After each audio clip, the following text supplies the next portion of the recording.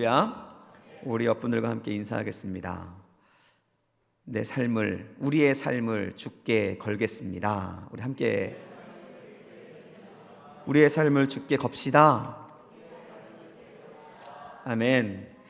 네, 우리가 예수님을 믿는 것은 물론 복 받기 위해서죠. 하지만 복 받는 것보다 우선되어야 될 게 있습니다. 그것은 바로 우리의 삶을 통해 하나님의 나라가 이 땅 가운데 세워지는 것입니다. 이것이 우리의 목적에서 벗어나게 되면, 우리는 올바른 신앙이 아니라 다른 사람과 다를 바 없는 교회에 다니는 사람이 될 수밖에 없는 것입니다. 여러분, 교회 다니는 사람이 아니라 그리스도인 하나님의 사람이 될 수 있기를 예수님의 이름으로 축복합니다. 저희는 지난 시간에 예수님의 세례 사건을 통해서 하나님께서 이루신 놀라운 기적을 함께 나누었습니다. 예수님께서 세례를 마치고 물 위로 올라오시자 어떤 일이 벌어졌죠? 하늘 문이 열리고, 그리고 성령이 비둘기와 같은 모습으로, 비둘기가 아닙니다. 비둘기와 같은 모습으로 예수님 위에 임하셨고, 그래서 그곳에서 예수님에 대해 나의 사랑하는 아들, 나의 기뻐하는 자라는 놀라운 말씀을 하신 것이죠. 이를 통해서 예수님께서, 세례를 받은 그 예수님께서 하나님의 아들이시다라는 것을 그곳에 있는 모든 사람들에게 증명해 주셨습니다. 이 증명은 매우 중요하다고 말씀드렸습니다. 왜냐하면 그 당시 이 마가복음을 읽어야 되는 독자들에게 예수 그리스도가 누구인지를 아는 것은 너무나 중요했기 때문에 그래요. 바로 진짜 예수를 위해서 내가 지금 복음을 붙잡고 있구나라는 확신이 그들에게 있을 때 그들은 이 어려운 상황 속에서도 신앙을 포기하지 않고 그 신앙을 지켜갈 수 있었기 때문입니다. 여러분이 믿는 예수님이 참된 하나님이시라는 사실을 믿으시나요? 별로 안 믿으시네요. 여러분, 다시 한번 질문하겠습니다. 여러분들은 여러분이 믿고 있는, 여러분이 붙잡고 있는 그 예수가 우리의 진정한 구원자이시자 참된 하나님이시라는 사실을 믿으십니까? 아멘. 여러분, 이 사실을 믿으셔야 돼요. 만약에 이런 믿음이 없다고 한다면 우리가 배우고 있는 이 성경 말씀은 우리에게 아무런 도움이 되지 않습니다. 왜냐하면 이 성경의 말씀이 가리키는 모든 것은 바로 우리를 구원하신 예수 그리스도께 초점 맞춰져 있기 때문에 그래요. 그런데 우리가 그 예수를 믿지 않는다면 여기서 배우는 것들이 무슨 의미가 있겠습니까? 저는 여러분 안에 우리가 믿는 예수가 참 하나님이시고 우리를 온전히 구원하신 바로 그분이시다라는 사실을 분명히 믿을 수 있기를 예수님의 이름으로 축복합니다. 예수님께서 이렇게 증명되신 이후에, 한마디로 은혜를 받은 것이죠. 은혜를 받으신 이후에 바로 사역을 시작하신 것이 아니라고 말씀을 드렸어요. 바로 사역을 시작한 것이 아니라 어떻게 하셨다고 말씀드렸죠? 훈련의 과정을 보냈습니다. 40일 동안이나 금식하며 그 40일의 광야 가운데에 사단과 치열하게 싸우셨어요. 그 싸움은 정체성의 싸움이었습니다. 너가 진짜 예수냐? 너가 정말 하나님의 아들이냐? 너가 정말 구원자냐? 라는 그 싸움이었다라는 것이죠.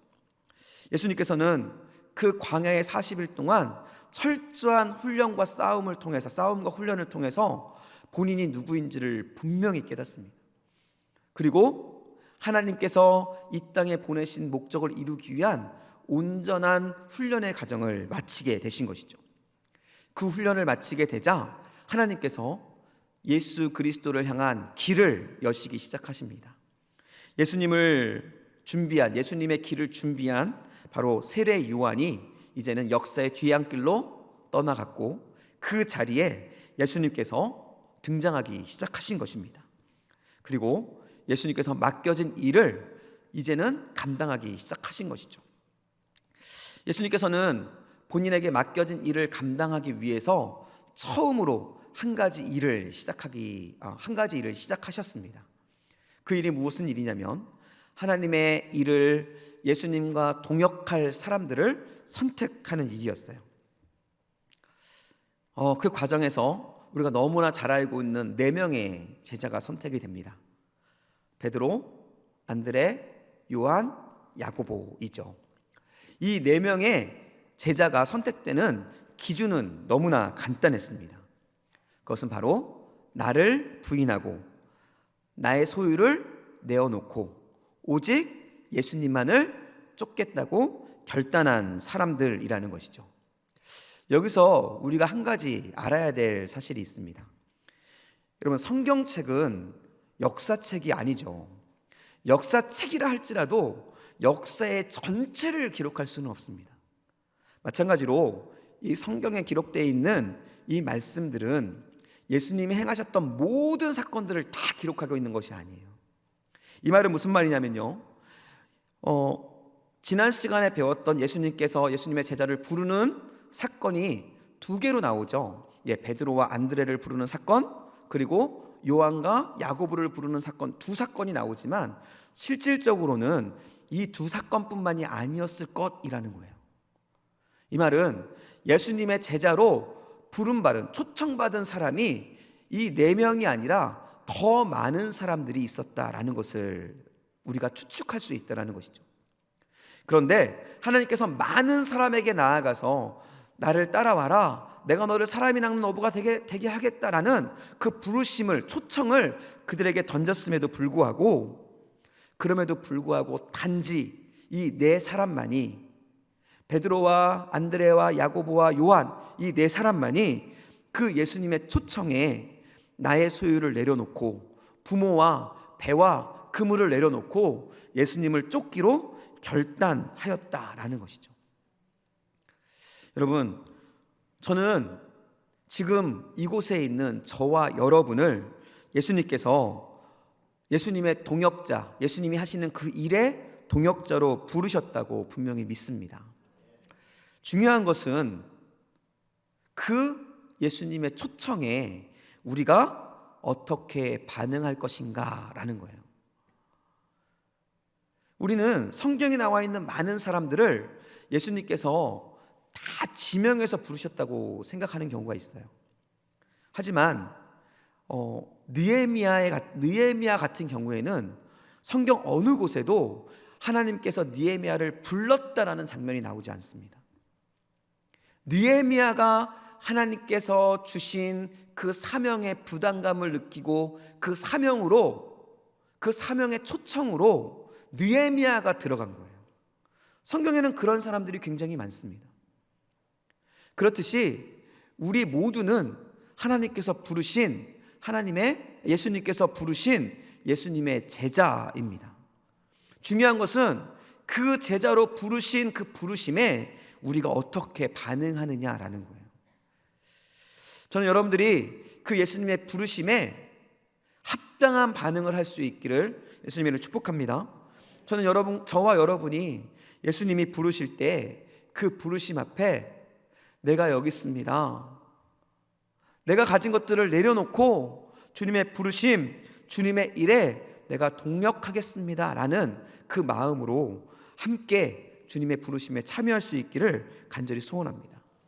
그렇게 주님의 부르심에 참여하는 사람을 통해서 하나님께서는 하나님의 나라를 이루어 가시는 것입니다. 여러분, 정말로 하나님의 나라에 귀한 사람, 하나님 예수 그리스도의 사역의 동역자가 되기를 원하신다면 여러분 결단하십시오. 주님이 부르실 때, 아니 이미 부르셨죠. 그 주님의 부르심에 내가 아멘 하고 초청에 응하겠습니다, 내가 나를 내려놓고 주님의 그 초청 앞으로 나아가겠습니다 라는 결단, 그 결단으로 하나님 앞에 나가는 모두가 될 수 있기를 간절히 소원합니다. 이렇게 예수님께서는 증명도 받으시고 훈련도 받으시고 그리고 함께 동역할 제자들도 부르심으로 인해서 사역을 위한 준비를 하시고 이제 본격적인 사역을 시작하시는 것이죠. 오늘 본문이 바로 그 본격적인 사역을 우리에게 보여주고 있는 것입니다. 오늘 본문은 예수님께서 이 땅에서 이루신 핵심적인 사역이 있는데요, 그 사역들을 우리에게 보여주고 있습니다. 예수님께서 이 땅 가운데서 이루신 사역은 크게 세 가지입니다. 첫 번째, 가르치고, 두 번째, 귀신을 내어 쫓고, 세 번째, 병을 고친 것이죠. 저를 따라할까요? 예수님의 핵심 사역입니다. 첫 번째, 가르치시고, 두 번째, 귀신을 쫓아내시고, 세 번째, 병을 고치신 일입니다. 왜 안 쫓아내세요? 병을 고치신 일이에요. 여러분, 이것은 저희에게도 맡겨진 일입니다. 여러분, 귀신이 무서우신가요? 귀신이 있을까요? 없을까요? 예, 귀신은 있습니다. 예, 귀신은 있어요. 예, 귀신이 무서우신가요? 안 무서우신가요? 무서우신가요?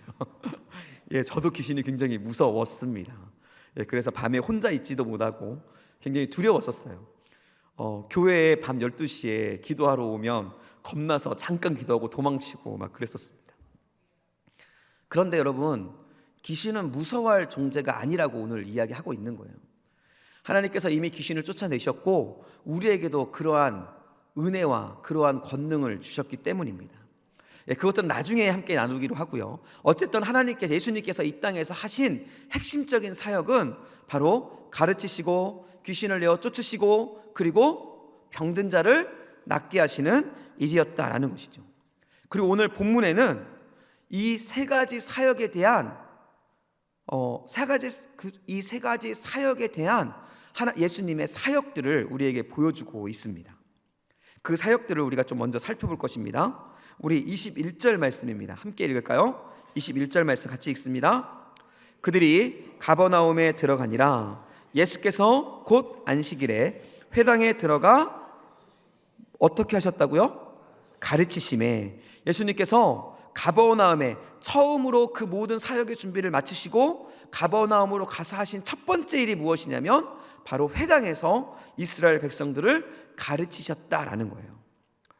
그리고 가르치심과 동시에 또 어떤 일을 하셨냐면요, 25절 26절 말씀입니다. 함께 읽겠습니다.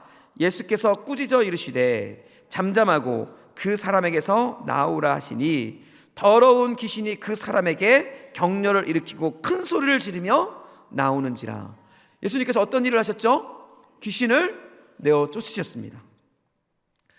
예수님께서 가르치시고 귀신을 내어 쫓으시고 그리고 마지막으로 또 하신 일을 우리에게 보여주는데요, 30절 31절 말씀입니다. 함께 읽겠습니다. 시몬의 장모가 열병으로 누워 있는지라 사람들이 곧 그 여자에 대하여 예수께 여짜온대 나아가사 그 손을 잡아 일으키시니 열병이 어떻게 되고 떠나가고 그 여자가 그들에게 수종드니라. 예수님께서 이 땅 가운데 하셨던 핵심 사역을 오늘 본문 가운데 모두 다 우리에게 보여주고 있는 것입니다. 예수님의 가르침은 다른 것과 그동안의 가르침과 달랐던 것 같습니다. 본문에 힘이 있었고 확신했다라고 사람들이 표현을 해요. 그리고 그 예수님의 귀신을 내어 쫓음에 대한 반응과 그리고 예수님의 명령에 순종하는 귀신들의 모습을 우리에게 보여줍니다. 오늘 이 말씀을 통해서 우리가 눈여겨봐야 될 것은 바로 이 예수님의 사역 가운데 사람들은 어떻게 반응했는가라는 거예요. 그 반응들 또한 오늘 본문에 자세하게 보여주고 있습니다.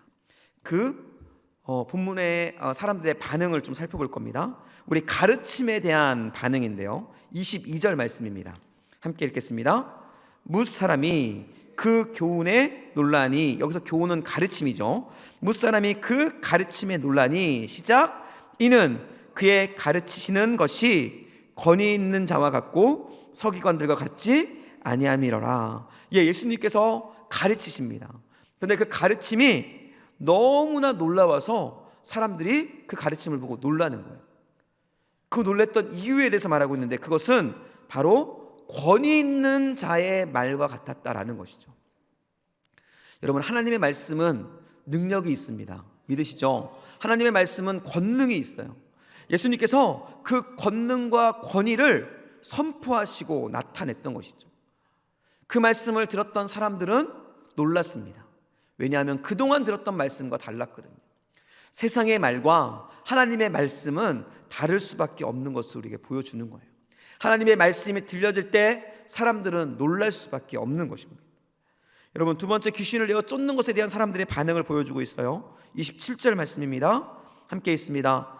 다 놀라 서로 물어 이르되 이는 어찌미냐? 권위 있는 새 교훈이로다.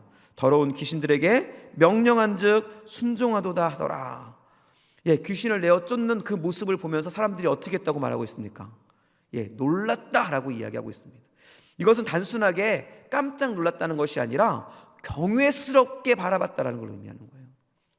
좀 전에 22절에 말했던 권위 있는 자와 같았다는 말과 거의 같은 말이에요. 귀신을 내어 쫓는 그 예수님의 모습을 보면서 예수님에 대해 경이롭게 여겼다라는 것을 의미하는 것이죠. 그러면서 그 이유에 대해서 말하는데요, 그 이유는 더러운 귀신들이 예수 그리스도의 명령에 순종했기 때문에 그래요. 여러분, 귀신들은 순종하는 존재가 아니죠. 그동안 이러한 역사가 끊어졌던 거예요.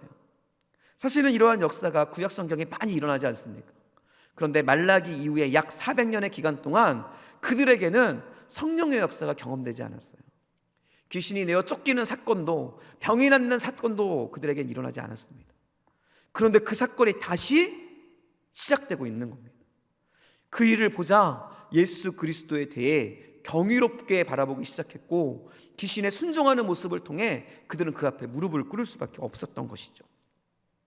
마지막으로 병고침에 대해서 그들은 이야기합니다. 32절 33절 말씀입니다. 함께 읽겠습니다. 저물어 해가 질 때에 모든 병자와 귀신 들린 자를 예수께 데려오니 온 동네가 그 문 앞에 모였더라. 병 고침 그 사실을 사람들이 듣고 사람들이 병자와 귀신 들린 사람을 예수님 앞에 모두 데리고 왔더라는 거예요. 이것을 조금 다른 말로 말하면 우리가 그 앞에 가기만 하면 어떻게 되겠다, 낫겠다라는 그들의 확신이 들기 시작했다라는 것이죠. 사람들의 이러한 반응들이 퍼지기 시작했습니다. 예수님을 바라봤던 사람들마다 그 소문들을 내기 시작했어요. 예수님께서 결코 이러한 일을 사람들에게 알리지 말라라고 명령하고 부탁했음에도 불구하고 그 소식, 예수님의 가르치심의 그 권위와 귀신을 내어 쫓는 능력과 병을 고치는 그 놀라운 은혜들이 사람들에게 퍼지기 시작했다라는 것이죠. 그래서 그 소문은 온 갈릴리, 즉 갈릴리 호수 주변에 있는 모든 나라의 모든 지역에 퍼지기 시작했습니다. 그 소식을 들은 사람들이 모여들기 시작한 거예요. 모여들어서 이제는 예수님이 거하고 있었던 베드로의 장모의 집 앞에 수없이 많은 병자와 귀신 들린 사람들이 모였습니다. 여러분, 그런데 그곳에는 병자와 귀신 들린 사람만이 모인 것이 아니라 예수님에 대해 더 알고 싶은 사람, 그리고 예수님이 과연 어떠한 존재인가에 대해 의문을 갖는 사람들, 그런 많은 사람들이 모여들기 시작한 거예요. 그런 상황 속에서 예수님은 어떻게 하셨습니까? 예수님은 그 앞에 누가 있던, 그 앞에 어떠한 사람들이 얼마나 모여있던 그것들에 관심 갖지 않으셨어요. 뭐라고 말하냐면 그곳에 모여있는 사람을 모두 다 치료해줬다라고 이야기를 합니다. 우리 34절 말씀인데요, 함께 읽겠습니다. 예수께서 각종 병이 든 많은 사람을 고치시며 많은 귀신을 내어 쫓으시되 귀신이 자기를 알므로 그 말하는 것을 허락하지 아니하시리라. 예수님께서 하신 일은 많이 모여있는 사람들 앞에 나를 드러내기 위해 어떠한 모습을 보인 것이 아니라 그저 본인이 해야 할 일, 하나님께서 예수 그리스도께 이렇게 하라라고 부탁하신 일, 귀신을 내어 쫓고 병을 고치는 일들만을 하신 것을 우리에게 보여주고 있다라는 것입니다. 여러분, 이러한 과정을 통해서 일어난 너무나 중요한 일이 있습니다. 그것은 바로 예수님의 이름이 점점점 유명해지기 시작했다라는 거예요. 예수님이 많은 곳에 알려지기 시작했다라는 것입니다. 우리 32절 이전까지는 예수님께서 찾아가시는 사역이었어요. 물론 세 가지의 사역을 보여줬지만 어쨌든 그 사역들은 예수님께서 친히 찾아가시는 사역이었습니다. 그런데 32절 이하 33절부터는 어떤 일이 일어납니까? 예수님의 소문을 듣는 사람들이 예수님께 모여들기 시작해요. 그로 인해서 예수님은 이제 많은 사람들에게 유명한 사람, 많은 사람들에게 인정받는 사람, 그리고 많은 사람들에게 칭송받는 사람이 되기 시작합니다. 사람들은 예수님과 함께 있기를 원했습니다. 예수님과 동행하기를 원했어요. 예수님이 우리와 함께 있으면 귀신의 문제도, 질병의 문제도, 우리에게 있는 모든 문제들이 다 해결될 것이라는 사실을 그들은 깨달았기 때문에 예수님과 함께하기를 간절히 소원했습니다. 그래서 예수님의 제자들 4명이죠. 현재 4명의 제자들에게 간곡히 부탁합니다. 뭐라고 부탁했을까요? 우리 36절 37절 말씀입니다. 함께 읽겠습니다. 시몬과 및 그와 함께 있는 자들이 예수의 뒤를 따라가 만나서 이르되 모든 사람이 주를 찾나이다 라고 이야기합니다. 여기서 찾는다 라는 말은 단순하게 우리가 잃어버린 것을 찾다라는 의미가 아니라요, 함께하다, 따르다 라는 의미를 가지고 있어요. 즉 많은 사람들이 예수님을 따라 예수님이 가는 곳, 예수님이 거하는 곳에 거하겠다라는 것을 의미하는 것입니다. 그런데 엄밀히 말하면 예수님을 그들 안에 가두어 두겠다라는 것을 이야기하고 있는 것이죠. 세상적인 관점에서 봤을 때 여러분, 이보다 큰 성공이 과연 있을까요? 세상적인 관점에서 봤을 때 예수님은 이미 성공한 사람이었습니다.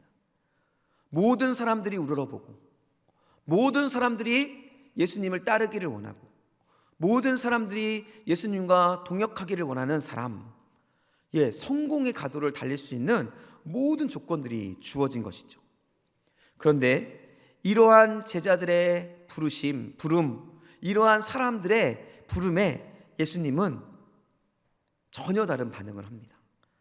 그의 간절한 소원을 허락하지 않고 그곳을 떠나기로 결정하신 거예요. 우리 38절 말씀입니다. 함께 읽겠습니다. 이르시되 우리가 다른 가까운 마을로 가자. 거기서도 전도하리니 내가 이를 위하여 왔노라 하시고 라고 말하면서 예수님께서 그들을 멈춰 세우고 그들을 붙잡으려는 사람들을 떠나 다른 마을로 가시는 그러한 모습을 보고 있는 거예요. 그러면서 초청에 반응한 4명의 제자들에게 이야기합니다. 우리가 가까운 마을로 가서 무엇을 할 것인가? 예수님은 무엇을 한다고 말씀하십니까? 전도한다고 말씀하시죠. 그러면서 예수님께서 뭐라고 말씀하시냐면, 전도하러 가는데 이 전도에 대해서 이것이 바로 내가 이곳에 온 이유다, 내가 이를 위해서 왔다라고 말씀하시는 거예요. 이는 예수님께서 이 땅에 오신 목적을 제자들에게 분명하게 말씀하시는 겁니다. 예수님은 이 땅에 왜 오셨다고요? 바로 전도하기 위해서, 하나님의 복음을 전하기 위해서 왔다라는 것을 말씀하고 있는 거예요. 예수님은 성공하기 위해서 이 땅에 오신 것이 아닙니다. 예수님은 유명해지기 위해서 이 땅에 오신 것이 아니라 오직 한 가지, 하나님의 나라, 하나님께서 이 땅 가운데 전하기 원하시는 구원의 복된 소식을 이 땅 가운데 전하기 위해서 오셨던 거예요. 예수님께서는 이 목적을 분명히 알고 계셨습니다. 그래서 예수님께서는 유명해지기를 포기하고, 그리고 이 땅 가운데 많은 사람들이 따라오는 이 모든 성공의 상황들을 다 내려놓고 예수님께서는 하나님의 나라를 위하여 가르치고 귀신을 내어 쫓고 병 고치는 모든 일들을 위해 그는 떠나기로 결정하셨던 거예요. 여러분, 예수님께서 말씀을 전하신 목적이 무엇일까요? 예수님께서 귀신을 내어 쫓은 이유가, 목적이 무엇일까요? 예수님께서 병을 고쳐준 이유가 무엇일까요? 여러분, 귀신을 내어 쫓는 것이 목적이 아닙니다. 병을 고치는 것이 목적이 아니에요. 그것을 통해서 하나님께서는 한 가지의 목적을 이루기 원하셨던 겁니다. 바로 예수 그리스도의 복음, 구원의 역사, 하나님의 나라가 이 땅 가운데 임하기를 원하셨던 것입니다. 여러분, 우리의 삶의 목적은 무엇입니까? 여러분의 삶의 목적이 무엇이냐라는 거예요. 저는 여러분들이 예수님의 초청에 반응한, 그래서 예수님의 초청 앞에 나온 하나님의 사람, 제자, 길을 소원합니다. 그렇다고 한다면 예수님이 예수님의 제자들에게 본인이 오신 목적을 분명히 이야기했던 것처럼 우리에게도 분명히 하나님의 목적을 말씀하고 있다고 믿습니다. 하나님께서 이 땅에 오신 목적, 하나님께서 기적과 이적을 행하시는 목적, 그 목적은 다른 것이 아니라 바로 구원의 복음이 이 땅 가운데 선포되기를 원하시는 것이죠. 우리가 하나님의 아들, 딸이라고 한다면, 우리가 하나님을 따르는 하나님의 제자라고 한다면 우리도 그 사실을 분명히 깨달아야 한다는 것입니다. 그리고 우리 마음 가운데 그 목적을 함께 품어야 한다는 것이죠. 여러분에게 질문하기를 원합니다. 여러분의 삶의 목적은 정말 무엇인가요? 여러분은 예수님께서 품으셨던 그 하나님의 나라의 복음, 영혼을 살리는 생명의 복음을 가슴에 품고 계십니까? 이 목적을 우리가 가슴에 품고 우리의 삶을 살아갈 때 우리를 통해서 하나님의 나라가 이 땅 가운데 일어나게 되는 것입니다. 저는 여러분들이 하나님의 동역자로 세워지기를 소원합니다.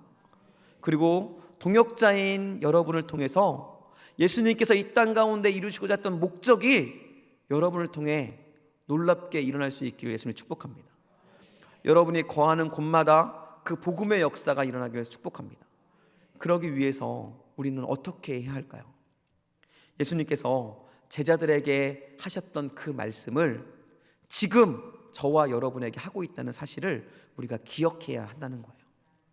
그리고 그 말씀을 가슴에 품고 그 말씀을 목적으로 우리가 우리의 삶을 살아가야 한다는 것입니다. 저는 우리 낙원교회 안에 그러한 놀라운 역사가 일어날 수 있었으면 좋겠습니다. 하나님의 나라는 그냥 이루어지는 것이 아닙니다. 하나님의 부르심에 반응하고 하나님의 초청에 반응하여서 그 앞으로 나아가 나의 소유를 내어놓고 헌신함으로 순종하는 자들, 여러분, 그들을 통해서 하나님의 나라는 이루어지고 있는 것입니다. 여러분, 우리나라에 1800년 말에 선교사님들이 많이 들어오셨죠. 그 선교사님들이 우리나라에 오셔서 얼마나 많은 희생을 하셨는지 모릅니다. 여러분, 그들 중에는 하버드 대학을 나온 사람도 있었고요. 그리고 우리가 아이비리그라고 말하는 미국의 유수의 대학을 나온 사람들도 많이 있었습니다. 그런 사람들은 그 땅에서 성공을 보장받은 사람들이었어요. 그런데 그들이 이 땅에 온 겁니다. 이 아주 미개한 땅이었죠. 그 당시에 우리나라 도로 곳곳에는 여러분 배설물과 토한 그 토설물과 그것들이 엄청 널려 있었습니다. 그리고 우리나라는 위생이라는 개념 자체가 없었습니다. 그런 나라에 그들의 모든 성공의 조건들과 그들이 가지고 있었던 모든 것들을 내려놓고 이 땅에 온 거예요. 하나님은 그들을 통해 일하셨습니다. 그들을 통해 지금의 교회를 만드셨고 그들을 통해 저와 여러분을 이 땅에 세우신 것이죠. 여러분, 이제 하나님께서 이 마가복음 말씀을 통해서 저희를 초청하고 계십니다. 이제 누가 나를 위해 일할 것인지, 이 초청에 저는 저와 여러분이 반응할 수 있기를 축복합니다.